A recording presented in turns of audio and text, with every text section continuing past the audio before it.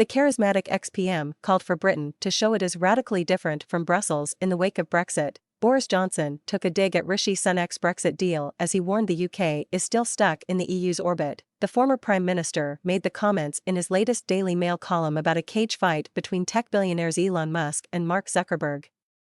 Mr. Johnson described the proposed showdown between the pair as a display of risk-taking and aggression that tells us a lot about America, about the direction of the world economy, and about the great choices facing Brexit Britain. He highlighted how the US's economy has outstripped the EU and the UK combined despite having around 100 million fewer people. He said one of the key reasons he backed Brexit was to break free from the tired and failing European economic model.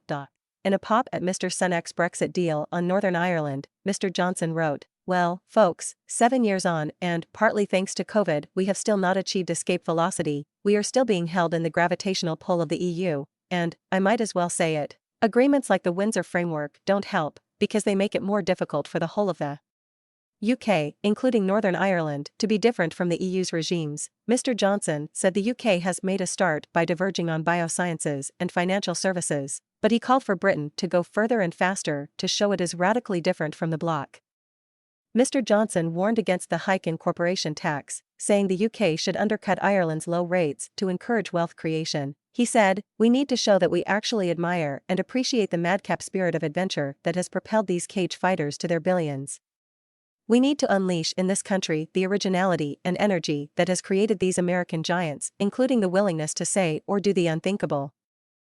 Because if we don't, we will end up in a woker, duller, poorer country, still magnetically linked to a woker, duller, poorer Europe." The Prime Minister struck his Windsor Framework in February in a bid to resolve problems with the Northern Ireland Protocol. Mr. Johnson previously took aim at the deal, warning it does not take back control.